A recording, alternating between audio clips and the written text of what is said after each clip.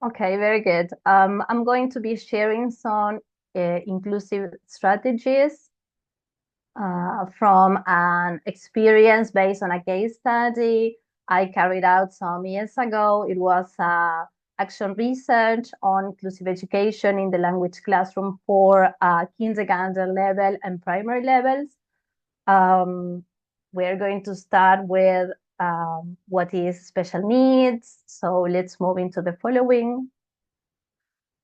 Special needs uh, makes reference to when a child has educational needs, when they show difficulty that requires adapted education, and at kinder level and primary level when they are starting their literacy journey.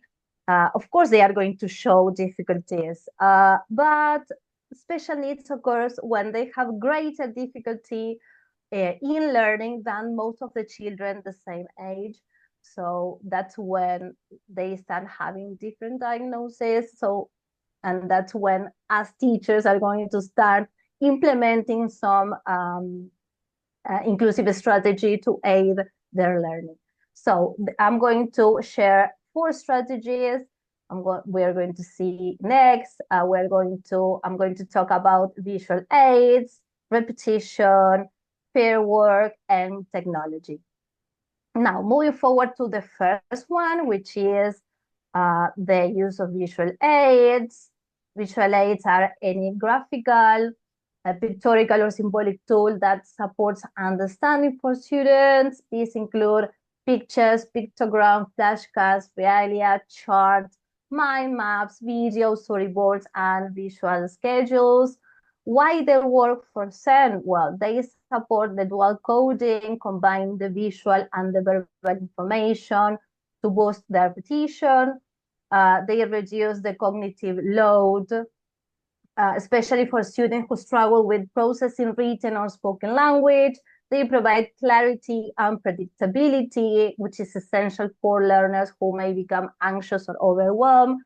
And they aid visual learners and support the working memory deficits. Some examples for the classroom, well, the use of picture dictionaries or label visuals during the vocabulary instruction, display visual schedules to outline the lesson structure. Sometimes we have the schedule prepared with different pictograms for students to be checking as we move forward the lesson. And then we have the schedules. They can be also on the board, on their desk, so they can be checking. They create storyboard or comic strips for storytelling or sequencing the activities is also useful. Use video clips with subtitles. Sometimes we need to be careful with the subtitles. If we are using, for instance, YouTube, the subtitles, sometimes they are not be as accurate as we need them to be. So pay attention to that. And then add icons or color-coded symbols to class rules and rubrics. This is very useful and to be consistent with the color coding as well. The adaptation for students with special needs, well, students with autism or Down syndrome, using pictograms for routines is very useful, as I was telling you, so they can be checking all the things that are coming or have done during the lesson, especially for students who are not are non-verbal students. This is very useful.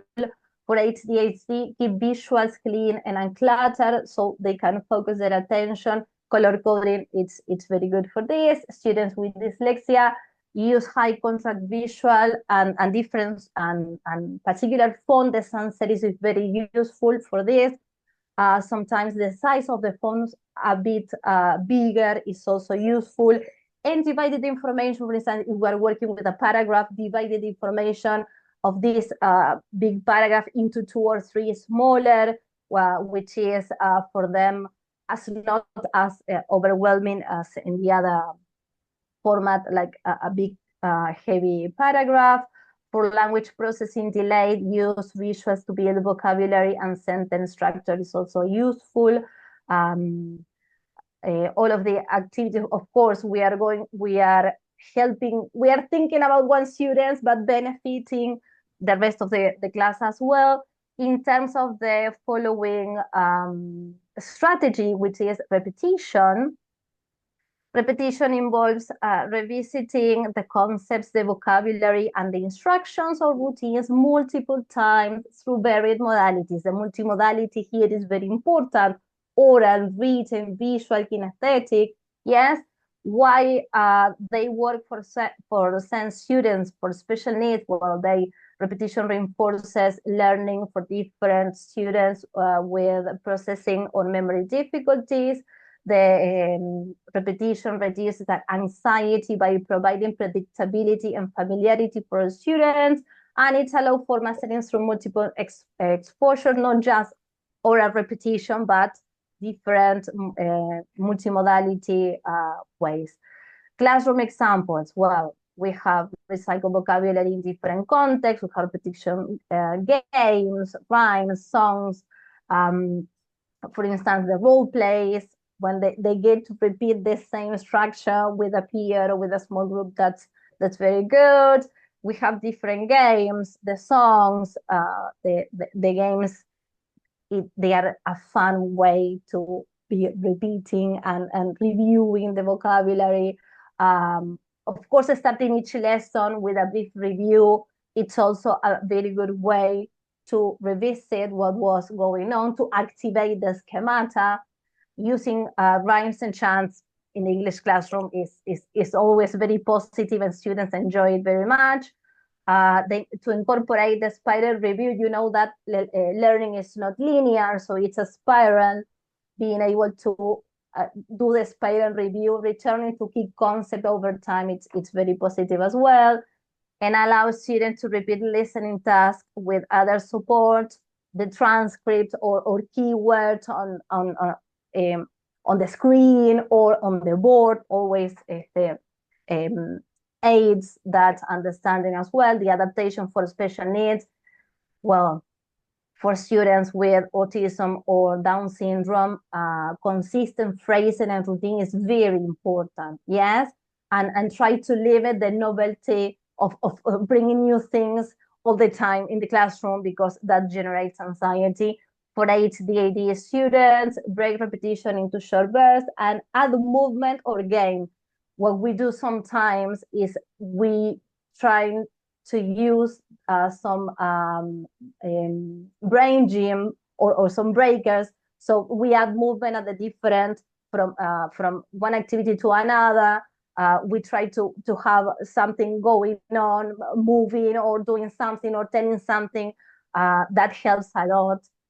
Especially in primary and kindergarten level, that's very, very enjoyable for them as well. For the dyslexia students, combine repetition with multisensory strategies, saying, tracing, writing, helping, going through the same vocabulary through different means. Multimodality, again, it's very important. And for language processing, delay students, well, give them time and repeat the instructions slowly. Sometimes here in Uruguay, our mother tongue is Spanish, so we tend to make the sandwich English, Spanish, English, for them to be able to process that information and write the information on the board as well. In terms of the following strategy, which is pair or group work, collaborative activities involve students working in pairs or in groups to complete a task, promoting social interaction and cooperative learning.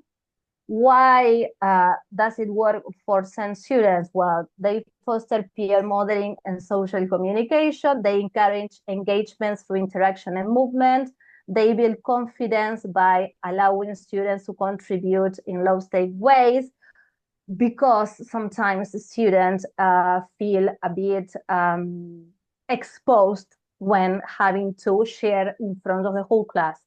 But when they work with a peer or in a small group, they feel safer. And the aim is to communicate and to use the target language. So they are using it without having to expose them to the whole group.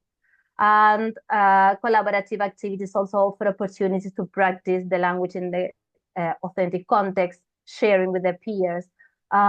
Sometimes, well, here at school, we have a girl with selective mutism, and she feels comfortable sharing with one peer. So it's this activity is the activity to carry out and to do. And so she can use the language meaningfully with this peer that she feels comfortable with. And then this peer shares with the rest of the group about their discussion, which is very good because she gets engaged in the lesson and interacting at the same time. So classroom examples for this pair work. Well, think, pair, share. This thinking routine is great because they get to share with the peer before sharing with the whole group. The role plays and the dialogues as well, they really enjoy because they get to be someone else. So they get to break their shyness out of their bodies and be someone else. It's great. The jigsaw reading, it's wow, it's amazing because each student becomes an expert in one section and they teach others. We call it the group of experts. They love being an expert in something because first they learn and then they teach, and teaching others is a very good way of learning ourselves, right? And project-based learning as well.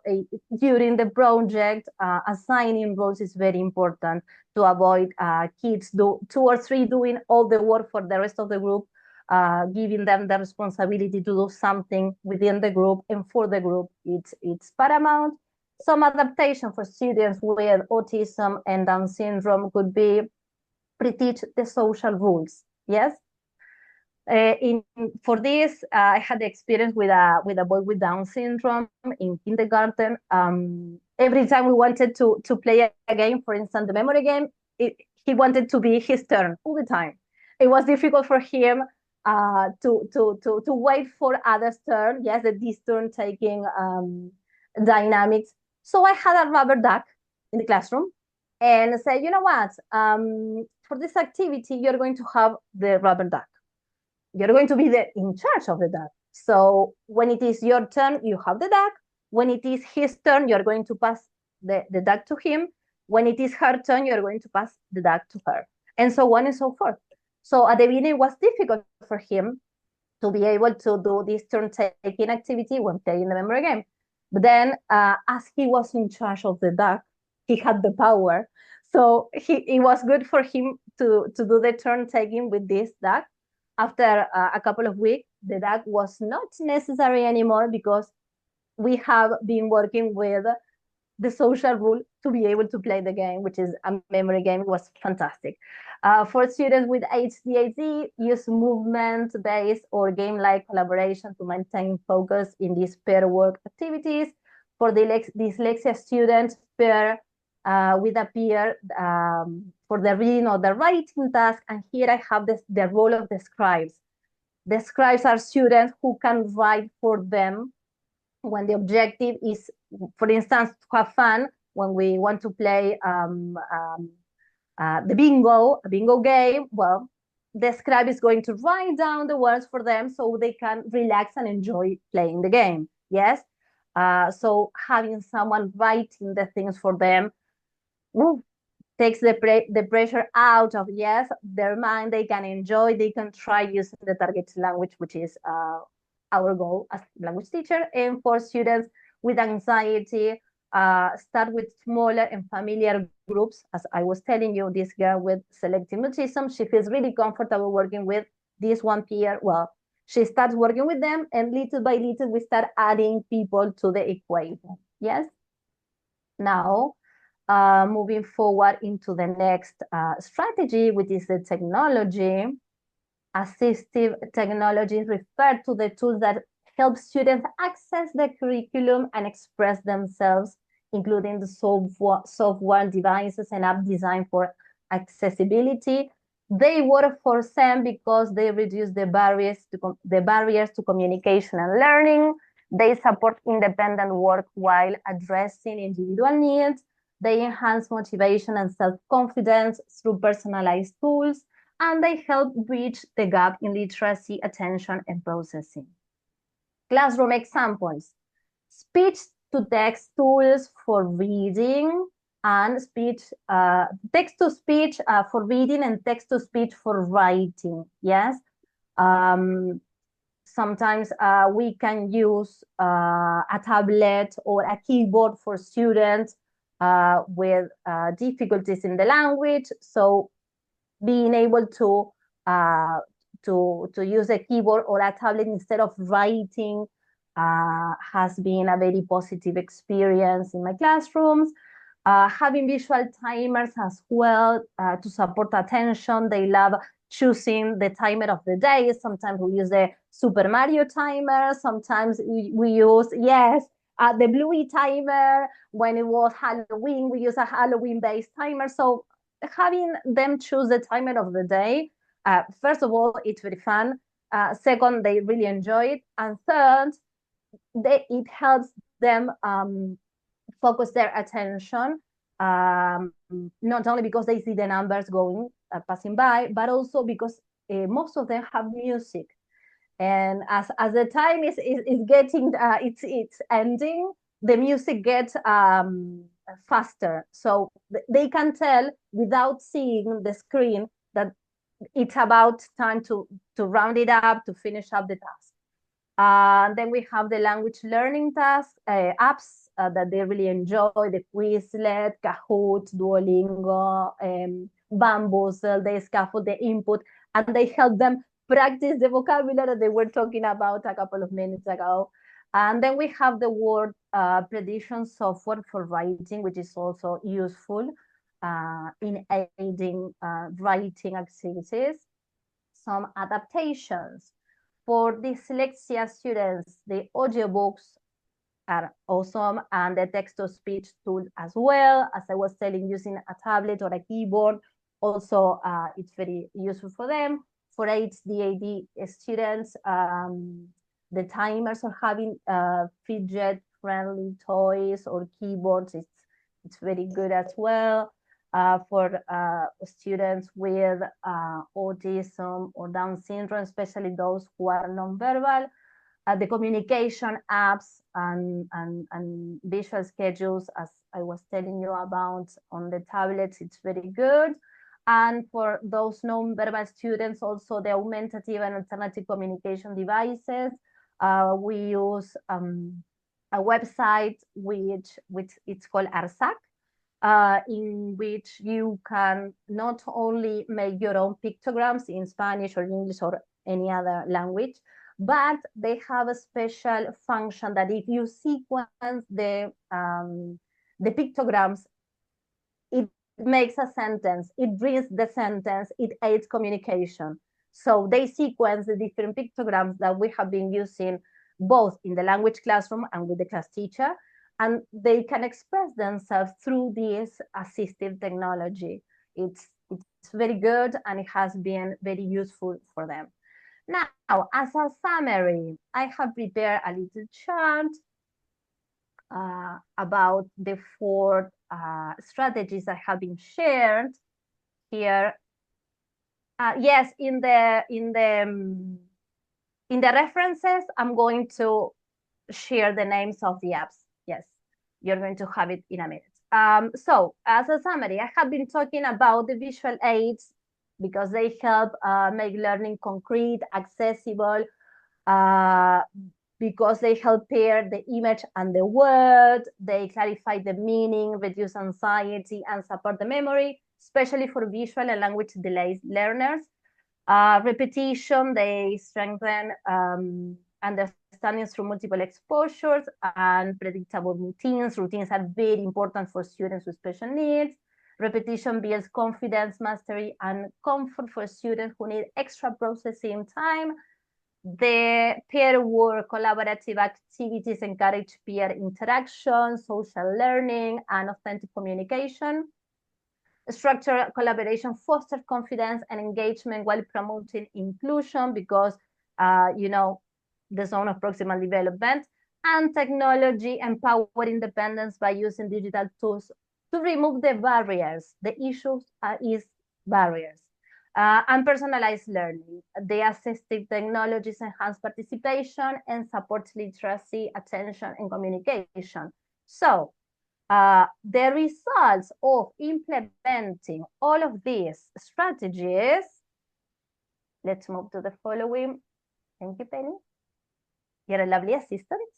Okay, so the results of implementing the 4 strategies that I have been sharing is enhanced students' participation and engagement, improved oral comprehension and expressive skills, greater self-esteem, this is key, self-esteem and learning confidence, and stronger sense of accomplishment and success. All of this.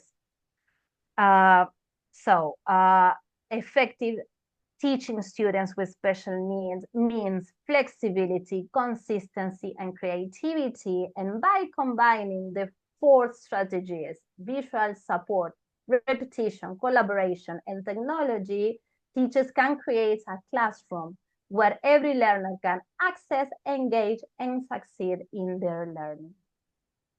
Okay, now the references. Okay.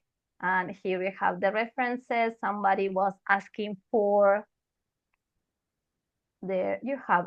The first one is Avalos en Borba. It's in Spanish, but you have tons of links, yes?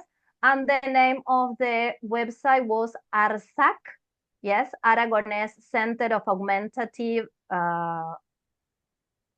Communication or something like that, yes? So while Penny is presenting in a minute, I'm going to share some links in the chat. Okay, that's all for me. And now, Penny, they are all yours, my darling. Lovely, Valeria. Thank you so much. Thank you. Okay, so hello, everyone. I'm Penny. We're continuing our discussion on inclusive practices, and we're actually about to have a deeper look at a real-life example. By the end of this talk, we'll have reflected on various yet simple inclusive practices in the EFL classroom. It's not rare for teachers to, feel alone in challenging situations or that feel that they lack the necessary support. So hopefully this talk will provide some ways and ideas to not feel like that. So for me, the key challenge here is how can we promote inclusivity in young learner classrooms without making students with additional needs feel singled out? Because despite our good intentions, I feel that we may fall into the trap of excluding when we try to be inclusive. So as I said, let's have a look at a real life scenario. So the teaching context is an EFL class in a city in Thessaloniki. The classes last for 19 minutes and take place twice a week in a private language school in the afternoons. The class consists of students with mixed abilities and ages, roughly 7 to 9 years old, and the proficiency level is pre-A1 based on SEFR. Of course, there's access to the internet, a projector, a whiteboard, and a laptop in the class for the teacher to use. And this scenario can be considered a case study, if you wish, in which I try to engage a student, let's call her Melanie, with partial vision impairment in classes.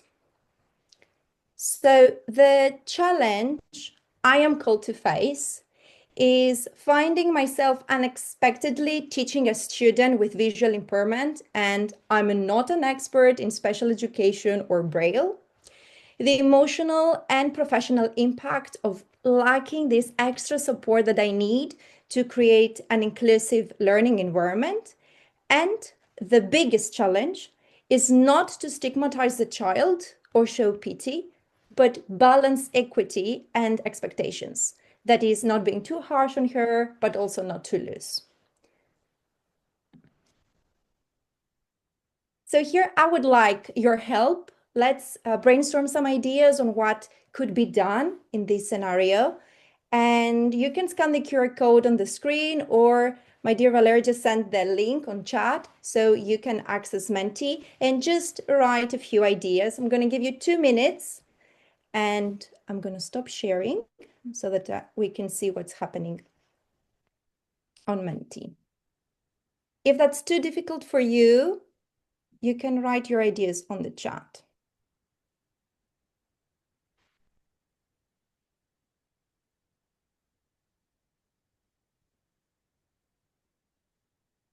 Okay, so I'm going to give you 2 minutes.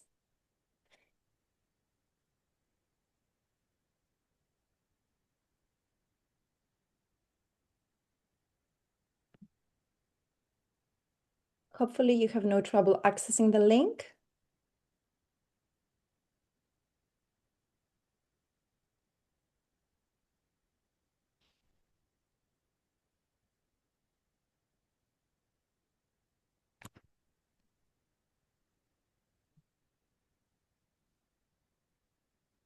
Yeah, the link is working fine.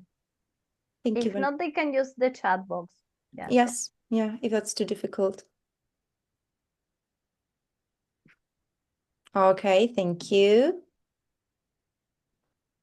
So one idea is observing the child during the lesson and taking notes while researching myself the case and applying teaching ideas. Lovely. Pay attention to font size. Thank you.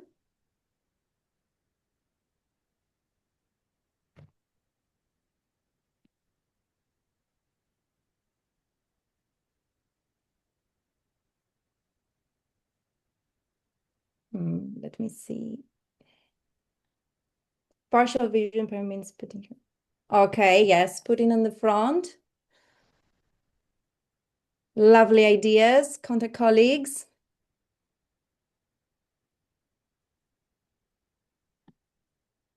Beautiful.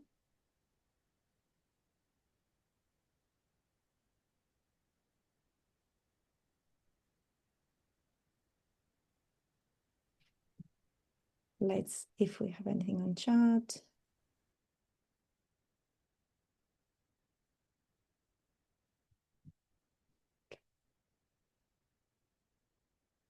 Okay, how about asking the school and the parents how they've been handling? Well done. Okay, we're gonna come to this. Ask her how does she study at home? Lovely. Great ideas. You have guessed all my talk. Thank you. Sorry, I cannot see. Okay, let me. Okay. A buddy system. Lovely. So that all students have someone to support them in different tasks. Wonderful. And okay, all right. Perhaps read a couple more and we continue. Ask the child how she'd like to be treated, taught. Okay, what's your learning style and studying style? Lovely. If we have one more, and then I will continue.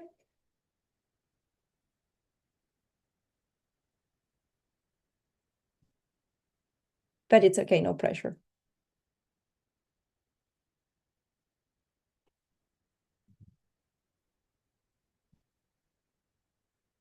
Okay, I think we should move on, and then perhaps we can come back to this later or at the end of our talk. Okay, sorry, just had a technical problem again.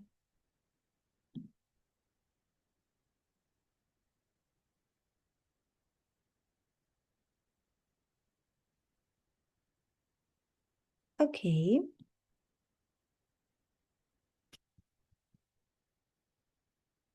Just give me a moment, please.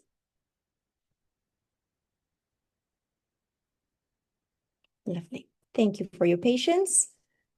So moving on, let's have a look at the practices that I used. So we're going to talk about 4 simple but powerful inclusive practices that any teacher can start doing tomorrow. So these are whiteboard markers, that's what the WB stands for, seating arrangement, peer collaboration, and teacher expectations. So let's explore these in more detail and see also how your ideas link to my experience. So whiteboard markers, these might sound very strange to you. So let me explain a bit. While using the projector in class, I can't enlarge the picture a lot for all the students to see clearly. So I usually write the answers on the left side of the whiteboard so that all students can see. Someone of you commented on the font size. Unfortunately, I couldn't adjust that. So As I'm writing the answers on the left side, I use colorful whiteboard markers, any color you name it, blue, green, red, purple, whatever. So one day, Melanie informs me that she cannot see red very well. So apparently the red color is too bright for her. So I always choose the other colors from that moment onwards. The color of the marker here came from the student herself, and this is one idea of you that shared before. And to be completely honest with you here, I briefly wonder why on earth this idea hadn't occurred to me. But I quickly realized that what truly mattered was that the solution emerged so naturally for her, a student who was generally engaged and eager to participate actively in the lesson. Next one, sitting arrangement. At first, I wasn't satisfied with the sitting arrangement of the classroom, which is the one that you can see on image A. That's this one. Which is why I experimented with various layouts, as you can see on this slide. And here I would like to clarify something. The seats are not predetermined in the classroom, meaning that students can sit wherever they wish and they can change seats from class to class. That's totally fine. So these layout changes worked out, well, every time I would change because I wanted to do pair group and group work or individual work, but they actually worked because the arrangement did not really expose any student by indicating that they have difficulty with their vision and therefore they need to have a particular seat. So Melanie often sits at the front. So for example, here and here, but not always. Most probably because I think she doesn't want to feel that she's favorably treated because of her vision impairment. I don't want to push her much. So I just make sure every time that she's able to follow along, she completes the tasks and sees the whiteboard. I also explain to the whole class that those who can't see very well from the back can come at the front, since again, their seats are not predetermined. No more explanation is really needed. And this is actually considered an invisible inclusion strategy, or inclusive by design, as it helps all students without spotlighting only one. And I have to admit, though, that this happened intuitively due to the continuous changes in the seating arrangement, as well as the complaints of another student who can't see very well when she is sitting far from the whiteboard. So all these accidentally creates the ideal conditions for inclusion. As Valeria has mentioned, and some of you on Menti, peer collaboration is important and very helpful through pair and group work. Melanie is responsible for sharing the group's ideas with the rest of the class, while her classmates have to write down or draw their ideas. She doesn't seem to feel intimidated by not reading or writing, as she can discuss her ideas with her peers. So all group members are contributing in their own unique and sometimes preferred way. Of course, they develop and practice other skills during working on other activities and tasks. However, we need to bear in mind that this pair and group work, might not work well with all classes. Okay, and it depends highly on the teaching context. Now, moving on to the last one, teacher expectations concerning the student and others in general. And I will clarify more what I mean here. So I don't believe that Melanie is not able to learn English because of her visual impairment. And I want to be clear on that. We only have to find another way to do so, to make her feel more comfortable in the classroom. So after a discussion with the parents, they asked me if she should stop the lessons because it's difficult for her to read and she's struggling with homework. Now, that was a shocking moment for me, but then I decided to do the best I could so that she would keep learning. So generally, regarding learning outcomes and expectations, I want to show both empathy and fairness and set realistic expectations. And that was possible by talking with Melanie herself, her parents, but also reflecting on previous experiences of ineffective inclusive strategies and practices, like inclusivity by exclusivity, as I mentioned earlier. So in the parents' meeting I just mentioned a moment ago, I was informed that Melanie had A3 size books at school, which facilitated doing her reading and her homework. So I insisted on contacting the publisher of the course books to provide one of the books that we were using in class in A3 size so that she could read more easily. The secretary of the language school I was working was hesitant, but I was determined to talk with the publishing house. Now, to cut a long story short, just before Christmas, a packet arrived with 3 A-size books inside. Melanie's face lit up, and honestly, so did mine. She was thrilled to have larger books to read. I remember her jumping all over the place, and her parents couldn't believe it, and they were crying. It's the most rewarding moment of my teaching career so far. And every time it reminds me how important it is not to give up on my students. So on the right side here, you can see a Christmas card drawn by Melanie as a token of appreciation to the publishing house. And this is what she said to me when she opened her new books and she hugged me.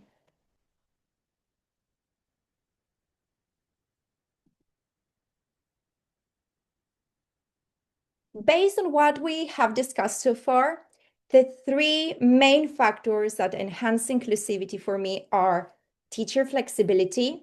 I change the sitting arrangement every single time until we find the most convenient one for all. So you can rightly guess that I was the noisy teacher in the language school.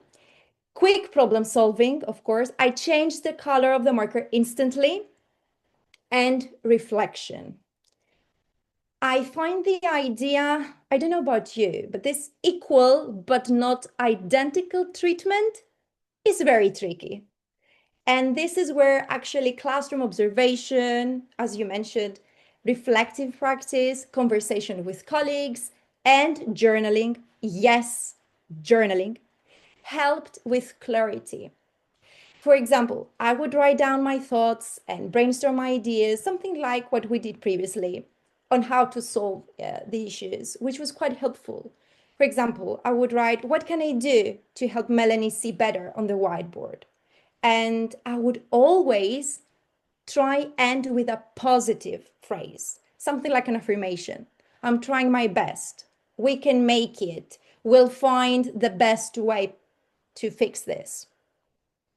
So if I have to do one thing differently, I would arrange a meeting with the parents from the beginning of the year, because then I would be more aware of the situation and the difficulties, and some actions would have taken place much earlier, like kindly requesting A3 size books, okay, to support Melanie's learning.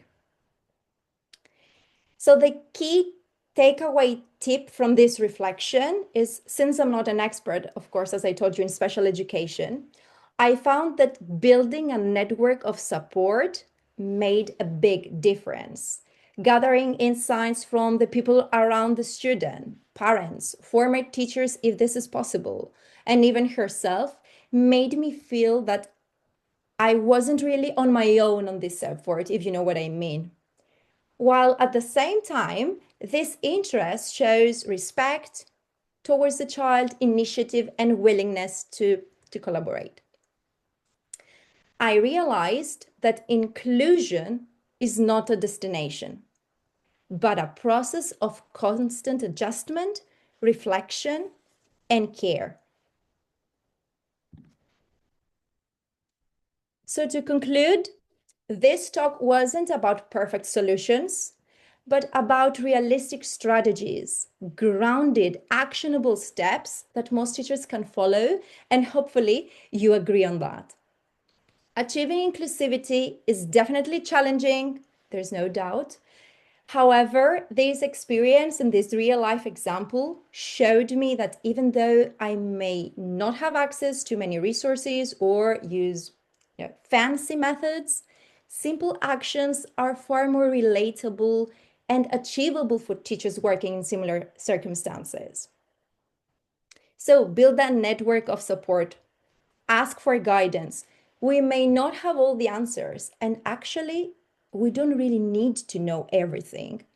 So talk to parents, your employer, experts if you have friends, previous teachers or colleagues, and the students themselves. In my case, you see that the publisher was very generous and thoughtful. They replied immediately and they exceeded our expectations. Experiment with sitting arrangement, parent group work, show understanding and patience to yourself and students, but also show them that you have expectations and that everyone is treated equally as much as possible. And I find it important to pass this message to parents as well. Use L1 whenever possible to support understanding and build rapport.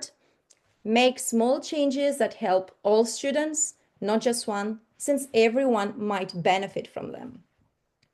And lastly, although expert consultation and mindful choices are essential to inform our practices, sometimes following our instincts is also helpful.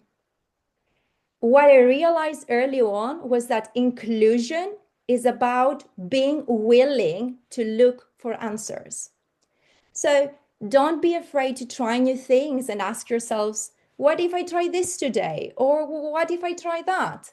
In my case, it worked out well in most instances. So a special thank you to Melanie, who taught me more than any course or book could.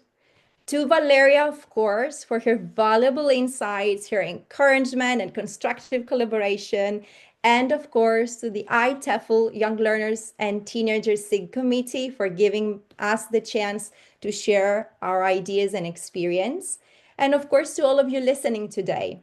I hope Melanie's story reminds you that small changes truly matter.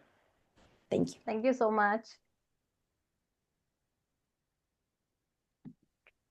Thank you. Thank you to both of you. I found that really interesting. And what I especially enjoyed was how you talked about students that are not often talked about. So we go to lots of sessions at conferences about inclusion and about special educational needs and specific learning differences. But not often, we don't often hear about non-verbal students, for example, that Valeria talked about, or students with visual impairments like your student, Penny. And I think it's really important that we do hear from people who are working with students with some of these disabilities or specific learning differences that we don't hear about so often, because any teacher might have one day a student with a different different needs than what they've experienced before. So thank you for sharing this. I also think you talked a lot about, Penny, about talking to the student about what they need. And I think that is the key, isn't it, really? It's about being flexible, as you said, trying out new things, being open to trying out new strategies, but talking to the student, even if they're 5 years old, you can still talk to the student and about what they need, what they would like, and what strategies help them. I'm talking maybe to their other teachers and their parents and as well, no? And I also like the balance of theory and practical ideas. I think you've worked really well together. So congratulations. Thank you Yes, so we much did. for this. Because Yeah, yeah, everybody, yeah. Valeria and Penny, did not know each other before this. And now you look like old friends. We Yeah, are. we Oh, are. that's It's been a lovely. lovely experience. We're very thankful for this. Yeah, Yeah, so am I. It was amazing. Thank you so much for this, Michelle. yeah. No, thank you. There is one question in the Q&A, and it's for Penny. Okay. How did you deal with your own emotional state, having to deal with an unfamiliar case to you? So how did you deal with that as a teacher, as a person? Well, thank you for the question. It was tough, I'm not gonna lie. I'm a sensitive person and I'm a perfectionist as well. And I want to try the best for my students because I think this is why I'm a teacher. And this meeting, when the parents asked me if Melanie should stop the lessons, seriously, was a shocking moment for me. I've never had any other parent asking me if their child should stop learning. And I just said that I'll try my best. I had my ups and downs. My dear friends, my dear partner listened to me every time, trying to find ways of making her feel comfortable and also making her a part of the class without stigmatizing her, without setting the spotlight on her. And she actually didn't really want that. She told me, and that's why I mentioned in my talk that I didn't want to put pressure on her because I could see that some days she would like to talk more about herself, and other times that she was very shy and she didn't want to talk about it. So I wanted to be with her as much as I could. So building a network of support, as I said, for my emotional regulation, if you'd like, was very important. And having friends, and in my case, family that supported me. Also, I was lucky enough to talk with my mentors from the university. This was also very helpful. And of course, the colleague I was working at that period of time with was also very understanding and provided some ideas and reflections of what I was doing.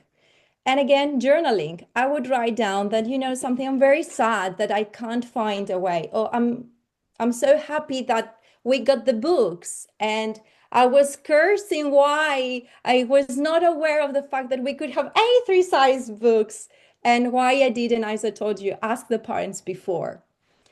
So yeah, it was a roller coaster, I have to admit. But I think that this experience taught me so many things. Thank you for sharing your experience with us because we can learn from that, and now we have some new strategies to implement with that kind of students. Thank you for asking, actually. It is tough. It is tough. But it does not mean that it is not possible, that we can't find solutions. And again, it is highly dependable on the context. Okay. There is one more question. I'm not sure. It's about whether we should have, inclusive classrooms and we should integrate students with special educational needs into the kind of the standard classroom, or whether they, would benefit from maybe separate classes or special classes with specialists. I don't know what your thoughts are on that, or if you'd like to share. Valeria, would you like to share your ideas? And In my country, it's a part of the law, the regulation of the Ministry of Education, that students with special needs are part of any other regular classroom.